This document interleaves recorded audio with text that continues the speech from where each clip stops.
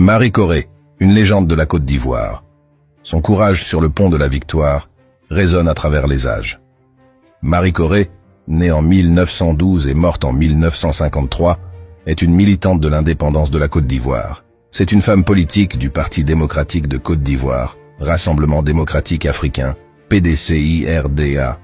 Son nom reste associé aux manifestations de février et décembre 1949, des dates décisives dans l'histoire de la Côte d'Ivoire, qui obtiendra son indépendance en 1960. Mes sœurs Bété, Baoulé, Dioula et de partout, n'ayez pas peur. Chez nous aussi, nous n'avons pas peur de l'eau. Nous avons l'habitude de travailler dans l'eau. Ce n'est pas parce qu'on nous envoie un jet d'eau avec du sable que nous devons nous décourager, car une personne qui veut aller au secours de son époux, de son frère, de son fils, ne doit pas reculer devant si peu de choses. Ainsi s'exprimait Marie Corée, le 22 décembre 1949. Elle s'adressait aux femmes qui avaient décidé de marcher d'Abidjan à Grand-Bassam, où était détenu 8 dirigeants du PDCI, la section ivoirienne du RDA.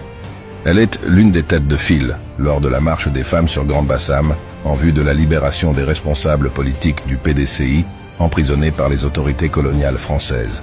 Marie Corée et d'autres femmes décident de rejoindre à pied Grand-Bassam. Pour empêcher les femmes d'atteindre Grand-Bassam, l'administration coloniale interdit aux transporteurs de rouler. Nous ne sommes pas nés avec des voitures. Nous sommes habitués à marcher. Ça ne nous coûte donc rien de faire le voyage à pied, répliqua Marie Corée. Certaines manifestantes devaient se retrouver au palais de justice, d'autres à la prison civile. Marie faisait partie du second groupe, les forces de l'ordre, qui avaient dressé un barrage sur le pont construit sur la lagune où la Dine lance des jets d'eau mélangés à de la vase et à des tessons de bouteilles. Mais les femmes ne reculent pas. Marie Corée monte sur le pont avec sa fille Denise sur le dos. Les femmes lui emboîtent le pas, mais Marie glisse et tombe avec sa fille. Elle est battue avant d'être conduite au commissariat. Elle sera déférée au parquet avec quelques-unes de ses camarades et incarcérée. Elle est finalement condamnée à 2 mois de prison. En mémoire de cette marche, le pont sur la lagune Ouladine est baptisé le pont de la Victoire. Certains auteurs pensent qu'elle meurt des séquelles des sévices subis au cours de la lutte pour l'indépendance. Pour d'autres, elle meurt dans les heures qui suivent une intervention sur un panari au doigt faite à l'hôpital annexe de Treichville.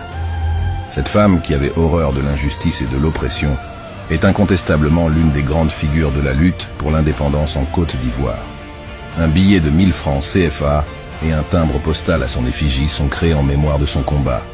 Une statue en mémoire de la marche des femmes sur Grand-Bassam représente 3 femmes.